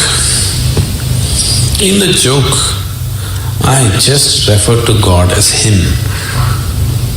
Immediately a few ladies stood up. Do you believe God is a man? I knew where it's going. I said, see, I'm only telling you a joke. It doesn't matter. You said Him. Do you believe God is a man? They take the jokes very seriously. Now women are woman. Such problems exist only in those cultures. In India, we have man God, we have woman God, we have cow God, we have monkey God, we have everything. Every kind, crawling one, creeping one, flying one. Because we foresaw all the problems of the future.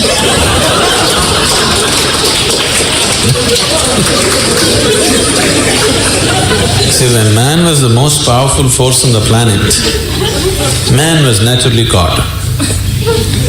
Now women are also gaining in their power, so women are questioning, why can't it be a woman? So tomorrow, suppose dogs gain a lot of power, which they're gaining. So dogs will ask, why not a dog god? Actually, the spelling also is close, you know.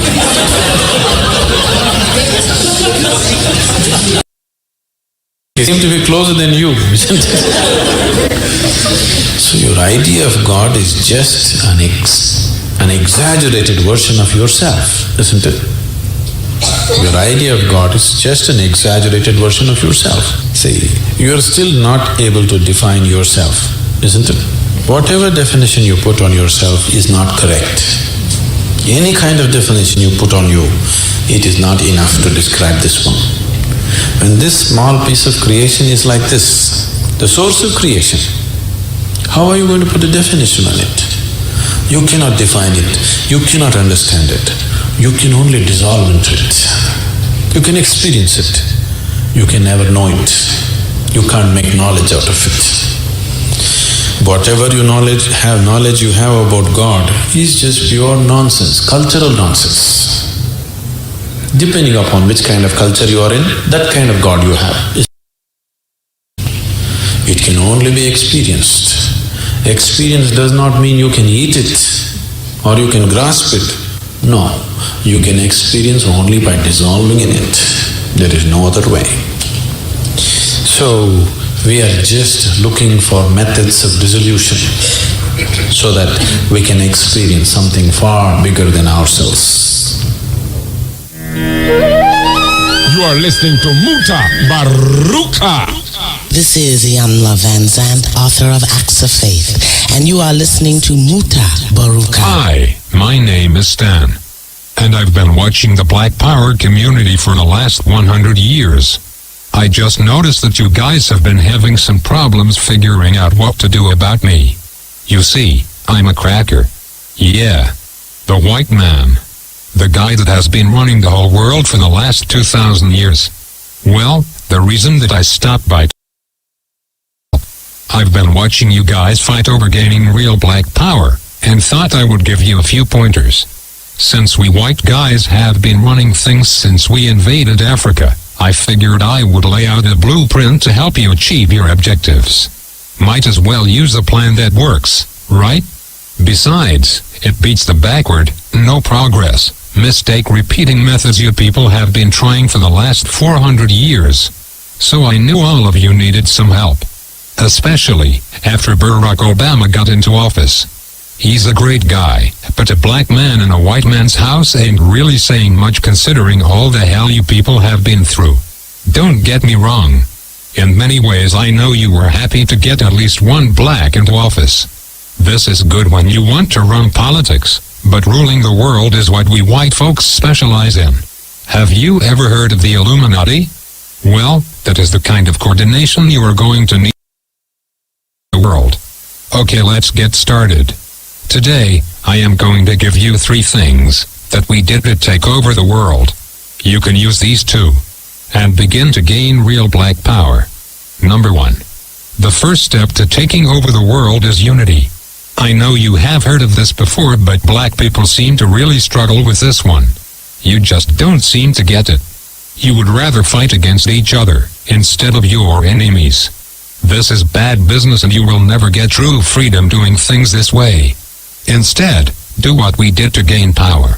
We divided and conquered entire countries based on their differences, while holding true to our similarities. I am white. There is no changing that. My God-born tendency is to preserve my own. Nothing is racist about that. It is just common sense. You people are the stupid ones, going around trying to love everybody, but yourselves. Talking about Jesus loves everyone. While you've been doing all the praying and jumping around, we have been buying up the world and making laws you have to abide by. No offense, but everyone else has unity but you. I mean, look at the business in your neighborhoods. The people that control it don't even look like you. In fact, everyone who comes to this country sets up a business in the black community.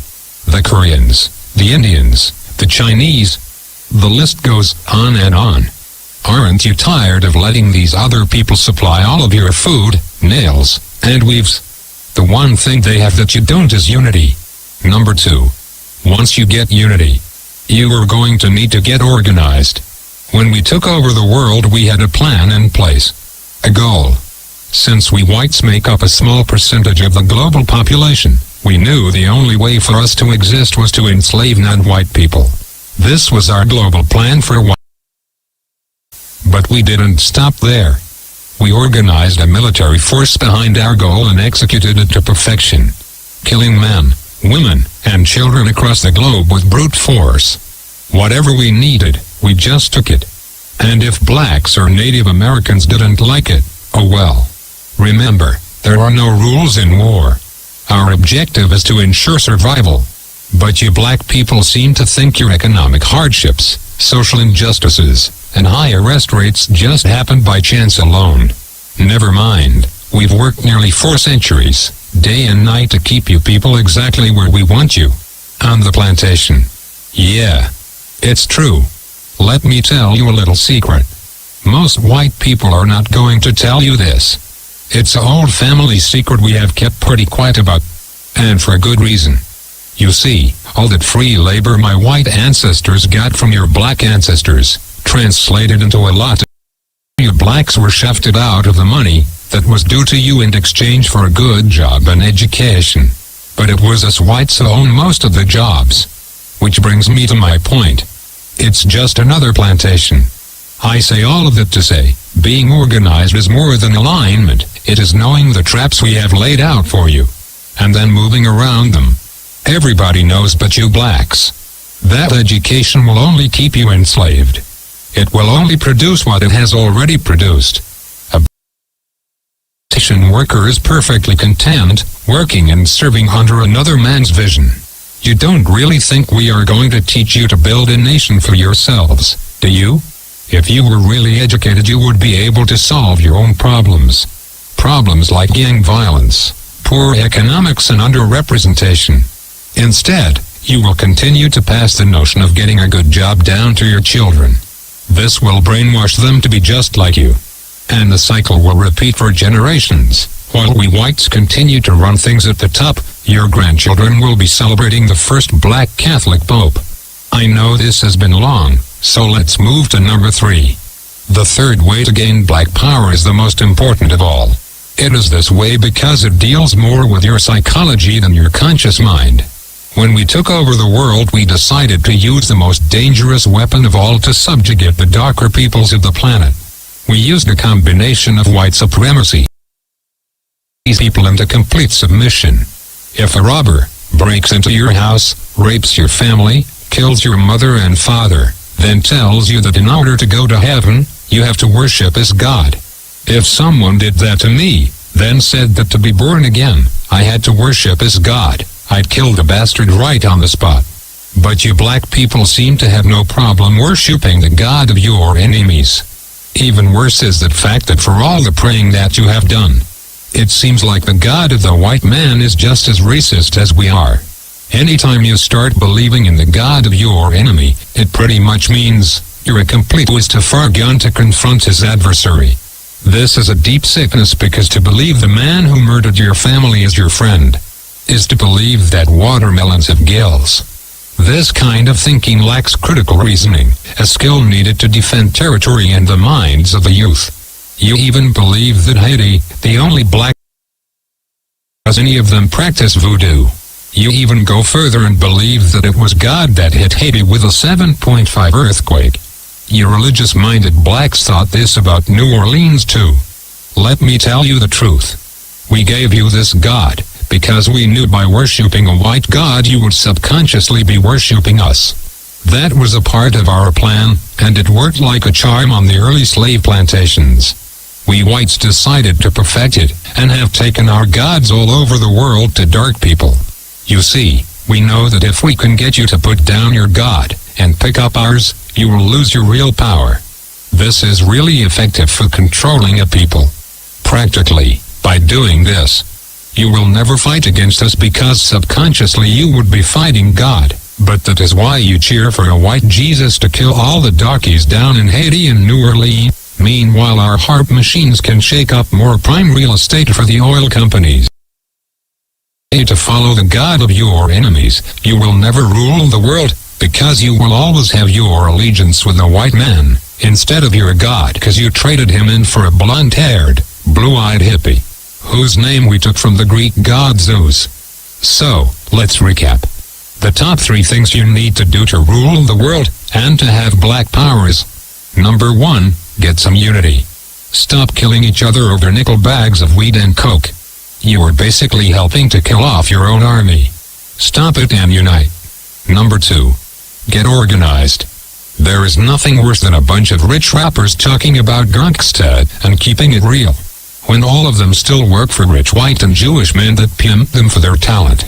With Jay-Z, P. Diddy and Oprah, you black people should have your own distribution company by now, instead of relying on your white backers to put out your albums. This is because you are not organized. Or athletes too. You black sports guys are stupid. You're a grown man and you still have an owner. Stop being a slave and wake up. When you die, all you will have to pass on to your children is a championship ring. When I die, I will have at least 2 islands and a few manufacturing companies to extend my legacy. For you sports guys, no one will remember you, and the money you blew on trying to floss will be right back into our hands. You need to organize and put your money and minds together for one common goal: black power. Last but not least, you have to stop following the white man's God. He has really done nothing for you since you started to believe in him. Basically all my God has done for you is allow white guys like me to continue stealing from you. Sure, we'll give you a few rich blacks to make it up the ladder, but this is to keep up hope in you, so that you will teach cowardness and fear to your children and get nothing in return. While we will keep slaying and taking more land and control of the earth. It will be this way as long as you fall for the lie that some white dude is going to come down from the sky. Stop it. Instead, go back to believing in your God. The God you had when you were rich in Africa and had diamonds, gold, and health. It certainly beats the crap the white man's God has given you. Even if you believed in rocks, you would probably have more luck than what you have gotten with this guy. One last thing. Black people need to stop saying that they're blessed. This is not only dumb, but it lets us white people know that we are still very much in control. If I steal you from your home and throw you into a cardboard box, have you work for 400 years on a plantation? Just because I give you a pillow, doesn't mean that you were blessed. If a guy cuts off your hand, and then turns around and gives you a bandage, it don't mean anyone blessed you. He just to work the next day. So you are not blessed just because the white man gives you a doggy treat. It simply means, so given all the crap you blacks have dealt with here in America, and abroad, a new car or money for the light bill are just tools we white folks who are trying to run a plantation do to keep up the morale. So, if going from Africa, a land of milk and honey, diamonds and resources, a place where you had a name and thousands of acres of land, to a place where you were struggling to eat in a one-bedroom apartment every day means you are blessed, then elephants have feet. The Cutting Edge has been a source of enlightenment and upliftment for the youth. Yes, Muta. Blessed man. Yeah, blessed the Lord. I see a program where I go at night, you know. Yeah, man, give thanks. Yeah, man, I just iron fire the water up to land. And you see just crew be so used to come in here and come play, you know. Yeah. Yeah, man, used to move with him, the mommy life, like you said, and God, yeah. Used to carry sound come in here, and he might used to talk by his computer, Mike, you know. Yeah. Yeah, man, so blessed.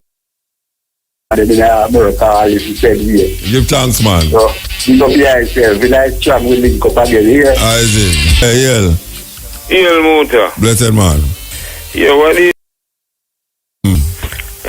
same time, I think them will announce the verdict for the case for the lady at St. Thomas, the pregnant lady. Yeah, so the police get up. Yeah. You didn't get to talk to the family at all? No. Well, I love to hear them side of the story, you know. Yeah, true. Especially you personally talking to them, you know.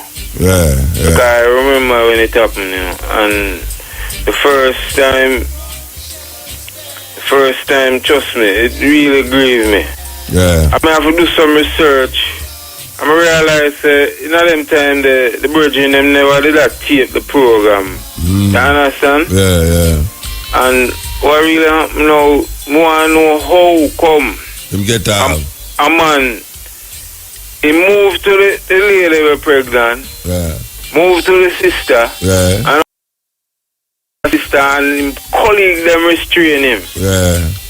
And them prove that in a court say is accident. That they might explain. Yeah, but I want to tell you say them old a man gun go off him and him lady. Well, yesterday or the day before a man gun go off and them hold the man and charge him. Them charge him, so I don't know. You know, say I go follow up on it, brethren. Believe yes, me. Yes, man. Give thanks, Muta. Yeah, man. Blessed. Yes. And you know the weirdest thing about it, you know, is that they're African. I hear this thing, you know, and I say when I come forward, I go really talk to one of the family members, you know, and I don't remember at all. So it's a lucky thing all the brethren I call you, so no, because I have to go follow up on that. I have to follow up on it. Believe you me. We talk about it too much. And you know, say, I'm more than one of them to get killed. And the one where them Lego the policeman, that happened after and next pregnant woman did get shot in a St. Thomas, they said we here. But we know you about that one up to now, almost about 8-9 years now. So yeah, I'm glad to the brethren call me and remind me, man. Yes, Yeah, Muta. Yeah, blessed. John Nostar, everything you're playing, everything in a sequence tonight, brother. Yeah, man. We'll set it up. Yeah, me have to go get a tape part of my dish, man. Because it's so important and vital. I bet you're going to see it on YouTube, man. Yeah, man, yeah. YouTube. Especially, the brother when I read the thing first, but him so like the man that do the Deca card. Oh, the first one. The first one we play. No, it's all like it's. Oh no, man! That's how we play every week. Oh, No, the first one I'm play was without music. It sounded like the brother went to Desirata. Oh, yeah, right. Not the Kafka, not the Kafka, like a Desirata, yeah. Well, most of I listen to program, I'm not stop listening. But me out there which part, we listen to the program, I feel that we are no better. Because I tell black people to listen. Especially tonight. Especially tonight. That's why I say play everything in a sequence, but everything when you play. Yeah. Vital. Yeah, of course. Because you see all the thing when the man talk about God and thing. Yeah. I told you earlier to me not seek knowledge, you know, and it come like the perception will come to me and that make all the family, everybody to say mad, you know, look say man, a white man, I come to that, you know. No, the brother is not a white man, though, is that Indian. And I'm a white man, oh. Which one you talk about? Which one are you talking about? The one say, we white, we teach you this, we give you this. Oh, yeah. That about, I told more than one of them talk about God. The guru when I talk about God, that's a different thing. Yeah, man. Knowledge is power, you know. I know. Bless up and keep up the work here, sir. Yeah, man. Let me do two big up before I come off here, you know. Go on and do it quick now. I'm Virgin Vice Carter in Worcester listen now. Big him up at GP. And Bobo Altis in New Orleans District Benson Pure Center and big him up to Worcester list. All right. And Canny Jada Claremont. Big up. Yeah, man. Give thanks, Virgin. I'm blessed up. Yeah. Yeah, greetings, Muta. Blessed man. Yeah, yes, very Muta, and give thanks. That tape we just played with the white virgin there. Serious thing, virgin. Yeah, now hear this, Muta. In 2002, yeah, and the city of Bristol, then you could go in most business, the 1st of August 2000, you were able to go into most businesses in Bristol and collect a map. A map showing you around the city, and it takes you to all the places where slaves were kept, yeah? And most of these places. Alright, now it's so happened that 2002, I happened to get a job with one of these companies restorating some old churches. Now, all of these churches were over 300 years old. Now, the first day when I went, at the back of the pulpit is a baptism pit. And I was wondering why a baptism pit was in a white man church, especially a church over 300 years old. Because they do not baptize people like we. Anyway, I get to find out that underneath the church is 3 roads. One leads from the dock where the ship comes in, and the other one leads from the church to an area called Clifton, which is on the other side of the city. And the 3rd road leads directly underneath St. Paul's to a pier. Now, what that means, when the ship them come in with the African them, there's a warehouse right at the dock where they were stored in the warehouse, and then they were taken to the church, such as that is the church I'm talking about. That is just one of them. Yeah. So they would take them underneath, go underneath the city, the road run underneath the city, straight to underneath the church, at the border of St. Paul's and the city center. It come out of the church. Yeah, the tunnel, it actually runs from the dock where the ship come in. Yeah, man, it come out the tunnel, it come out of the church. Yeah, underneath the church. Yeah. Where them have a holding cell. Yeah. So on the day of auction, they would carry the slaves them underneath the church and keep them there until the day of auction. Yeah. Now on the day of auction, they would be taken up into the baptism pitches, and they would be baptized, they would be bathed off like 8 and 10 at a time. They would wash off to go up on the auction block. Yeah. And the auction block is directly in front of the church. Yeah. Okay? Yeah. Anyway, a little bit away from the church, there's another area. After they were bought off the auction, they were tied up in the other area until they finished them shopping.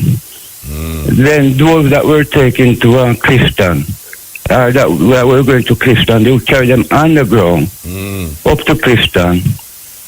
and the other lot would be taken underground to Montpellier. Okay, so and another thing I get to find out is that for over and I've got actual documents of these things. Yeah, for over 300 years, from 1531, 81. Every day for those 300 years, Africans were being baptized. Okay, and after they turned them into Christian and got them conditioned, then they were taken back to Africa and all over the colonies to be missionaries. Them become missionaries. Right. Yeah. You know? All right, I can tell you something. In a Cape Coast, in a Ghana, right? Where the dungeon them there, where them used to hold the slave them, African them, sorry. Where them used to hold the African them to carry them on the boat. Right at the gate, the main gate at the dungeon, outside, it's two church. All right. And the dungeon is such that the master stay up at top and it's like a 2-floor thing. Underneath is the dungeon, and on top is where them have the master them with them party and them African thing. Right. Them used to have church service. Listen to me I say, you know. Yes, sir. Yeah. Them used to have, it's like how me sit down in an area if you know, and upstairs, them have the newsroom and them thing there. Well, upstairs, the African them used to underneath there, so. For months, I wait for a ship. And the white people, them, they are top. Have party. And on Sunday, them have church. And outside of the gate, 2 big church there outside at Cape Coast in Ghana. No, you don't want nothing else. But that for sure you say this thing has something wrong. And if black people can't say there's something wrong. Yes, another thing when we find out, another thing when I find out, Muta, is that you see these images that we have in our head, like the painting of the Last Supper and all these things where you find a black people yard. People yard them. No, all those images were placed in our subconscious long before the Bible was written, brethren. Right, because when you check it out, you know, those painting was done by Michelangelo. Yes. No, Michelangelo. Leonardo da Vinci. Yeah, all right. Now both of them were before even King James. I mean, Angelo died in 1564, and King James was born in 1566. Yeah, so how did they know to paint these pictures even before the man who wrote the book was born? No, because the story they did it before King James, you know. King James translate what they did it before him. Yeah, but the King James version, right? It's not him write it, you know. No, I know it wasn't him. It's Dr. Reynolds. Yeah, so the painter them have things where it was before the Bible, and then just because these men were great artists, them incorporate those pictures in the Bible stories, like the 3 wise men, where the Bible don't tell you nothing about no 3 wise men. The Last Supper, which is not the Last Supper, it's Passover. And all of these stories, Michelangelo placed the Sistine Chapel where them are in him, and also the image of Jesus is him relative in paint, you know. Yes, right. Yeah, Michelangelo paint him relative and call it, say that is Jesus. Another thing, before I did go to Bristol, I believe, I used to live in Birmingham. Yeah. And before, in the 80s, when Margaret Thatcher come on, when she take over in 79, she brought out this nationality bill, right, where we should pay to be British.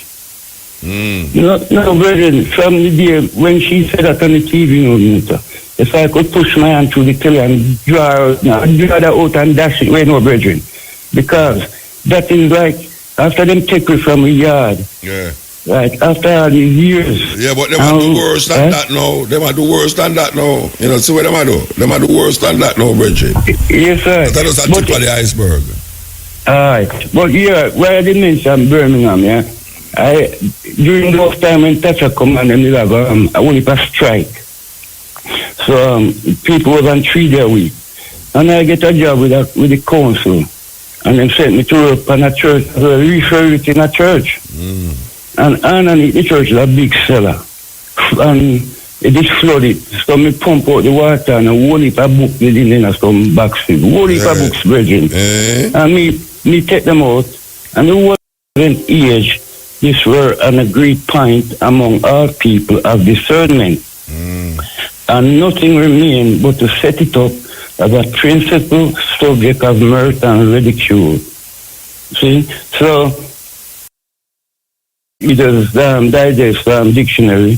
Ridicule means laughable, ridiculous. Ridiculous, yes. Yeah, you understand? Yeah, but you see, we can't figure out how black people still in the title. Anyway, we have to move it up, Virgin, because... Yes, sir. 4 minutes left for the program done. Give thanks. Well, hopefully I phone here tomorrow to talk about Obama's visit. Want Obama visit?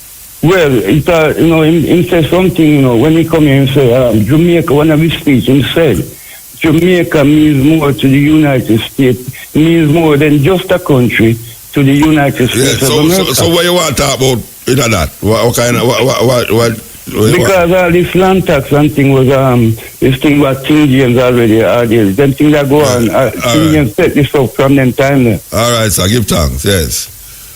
Okay, so you as you know, give thanks to the moment, give thanks to the time, give thanks to the energy. We'll be forwarding on Thursday, which is today, from 2 to 5:45 on the Stepping Razor, the Art of War. Different program, total different program. So give thanks. One yellow fighter, as usual, Tracy, who left very early today. It just a pity. I would that. Can't say I would that now. Matrix, the Atrix, man. Matrix, if not use no fix, eh? Oh, I don't know who put them there now. With the red part there, I don't see no red balloon. And them have blue and white, one to the red one. I don't know what them did have in the studio. But come see them, say, yeah. But I don't say nothing. I don't touch them. They want a black balloon, green balloon. For what? No, man, a red, white and blue balloon them want to do. You talk about them want red balloon.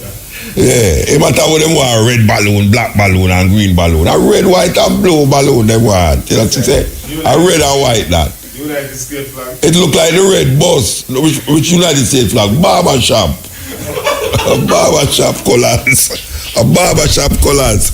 It look like the red bus on them. It look like the red bus on them inside there. Believe you. Maybe it's somebody's birthday. Are your birthday? Or a big year birthday? I was a big year birthday, then put it up there for man. Happy birthday, Vince. Yeah, big year, happy birthday, big year. Me like you balloon them. With a bus one before me leave, yeah. Yes. Alright, so you know, we're gone,